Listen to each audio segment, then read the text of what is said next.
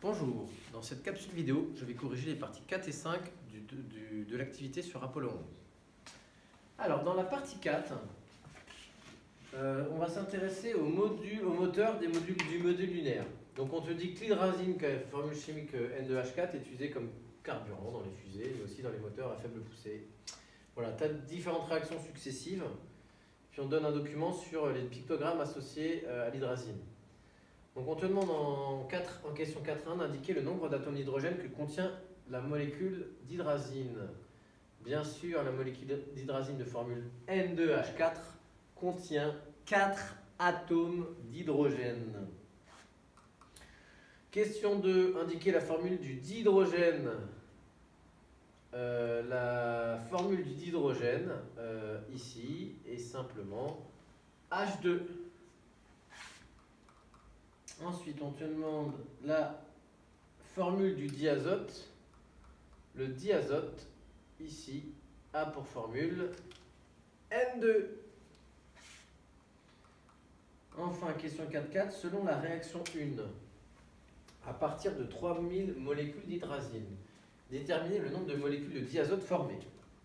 Donc la réaction 1, on voit qu'ici, on a besoin de 3 molécules d'hydrazine pour former 4 molécules d'NH3, ce qu'on appelle l'ammoniac, mais ça tu n'es pas censé le savoir, et une molécule de diazote.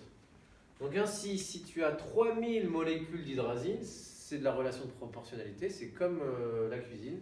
Si tu veux augmenter ton nombre de crêpes, tu vas à chaque fois augmenter tes ingrédients. Ben là c'est pareil. Donc si tu as besoin de 3000 molécules, tu vas former 4000 molécules d'ammoniac, et du coup, ici il n'y a pas de chiffre, donc c'est un 1, 1000 molécules de diazote. Voilà, donc c'était 1000 molécules de diazote. Question 4.5. Indiquer la signification des différents pictogrammes. Donc ce pictogramme, ici, ça veut dire que c'est un produit inflammable. Voilà. Le B, ça veut dire que c'est corrosif, ça attaque la peau. Celui-là, ça veut dire qu'il est toxique, mortel.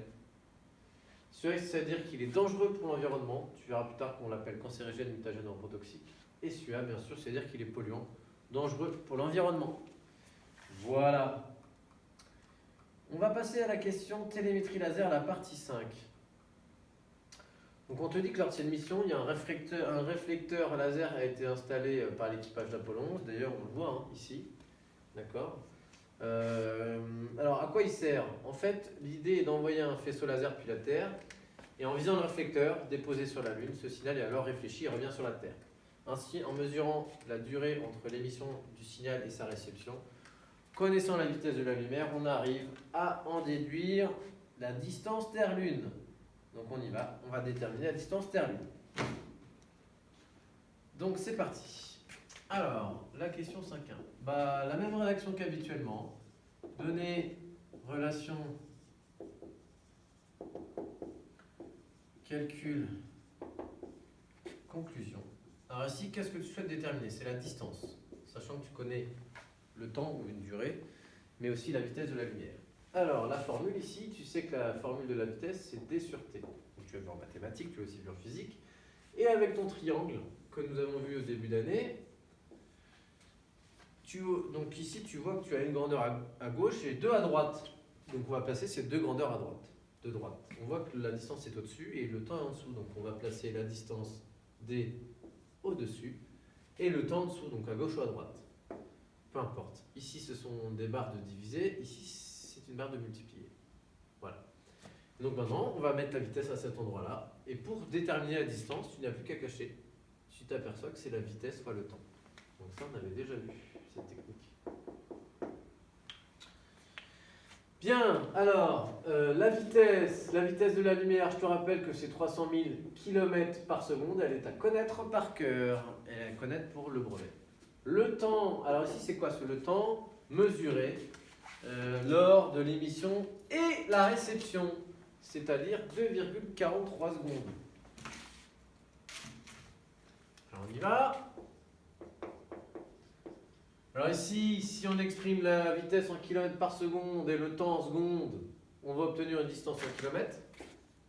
Cette formule ne nous impose pas, contrairement au poids et à la masse, la formule du poids et de la masse ne nous impose pas forcément d'unité. Ici, on a le choix. Par contre, il faut être cohérent. Si on a des secondes là, il faut des secondes là. Si on a des kilomètres, on obtient ici une distance en kilomètres. Alors on y va. 300 000, pense bien à espacer tes nombres 3 par 3, multiplié par 2,43. On obtient une distance de, en prenant ta calculatrice, de 729 000 km. Alors cette distance n'est pas la distance Terre-Lune. Pourquoi? Puisque sur la Terre, oula, excusez-moi, je vais faire une Terre un peu plus sphérique tout de même. Sur la Lune, donc lorsqu'on émet le signal laser, ici le signal laser parcourt une fois la distance de la Terre-Lune, et puis après il est réfléchi, c'est-à-dire qu'il revient en arrière, et ainsi il a parcouru 2 fois la distance. Donc cette distance n'est pas la distance Terre-Lune, c'est 2 fois la distance Terre-Lune, et ça il ne faut pas oublier de le faire. Tu as un bon nombre de sujets brevets qui fonctionnent comme cela. C'est le principe aussi, on retrouve aussi cette notion d'aller-retour lorsque une chauve-souris qui va émettre des ondes ultrasonores va envoyer un signal et le réceptionner, et en mesurant cet écart, elle va savoir à quelle distance se situe l'obstacle.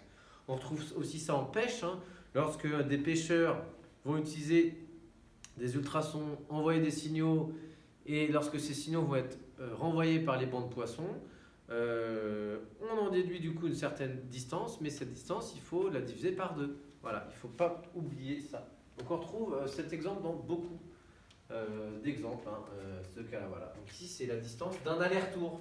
Donc la distance Terre-Lune, il faut la diviser par 2.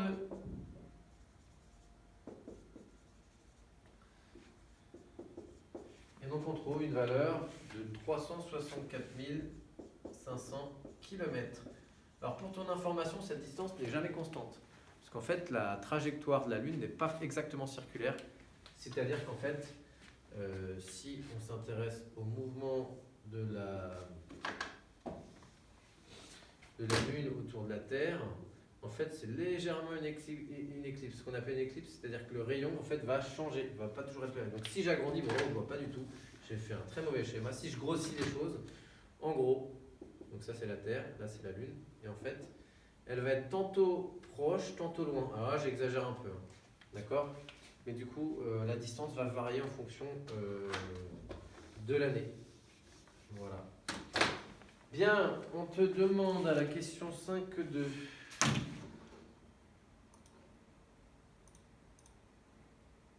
Les lasers, alors je vais déjà effacer, les lasers sont-ils dangereux? On t'a demandé de faire une recherche. Alors, pour cette question, je t'ai donné sur le site, j'ai donné le lien d'un document qui est plutôt intéressant à lire. Donc tu vas dans 3e, partie F, toujours force et interaction, la mission Apollo 11, la mission Apollo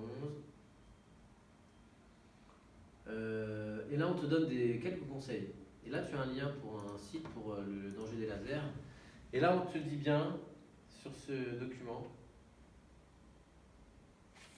Alors tu peux zoomer. Voilà. Et on te dit qu'en gros il y a différentes classes. D'accord. Donc les lasers sont classés en classes, c'est le cas de le dire. Les classes 1 qui correspondent au laser utilisé dans les lecteurs code barre, CV, DVD, pointeur laser, c'est les moins dangereux. Voilà. Donc le réflexe palpébral, la fermeture des paupières de manière automatique, est assez suffisant pour ne pas devenir aveugle. C'est-à-dire qu'en gros, si on reçoit ce faisceau laser dans l'œil, le temps que l'œil se ferme, l'œil est protégé. Par contre, ce qui n'est absolument pas le cas pour les classes 2, 3 et 4. Les classes 2, 3 et 4 ont d'autres utilisations. Et là, le temps que l'œil se ferme est déjà trop long. L'œil, en fait, la rétine au fond de l'œil va déjà brûler. Et donc, du coup, on va devenir aveugle. Donc, en fait, l'idée, clairement, pour les lasers, c'est ne jamais regarder directement un faisceau laser, même un petit laser. Tu peux devenir aveugle, perdre la vue et ne pas mettre d'objets réfléchissants, une montre, une gourmette ou un miroir, car ces rayons diffusants sont aussi dangereux que les rayons incidents. Donc voilà, j'en ai fini avec la correction de ce devoir maison. cette activité. J'espère que ça t'aura permis de progresser sur différents domaines de la physique. Je te souhaite bon courage. Au revoir.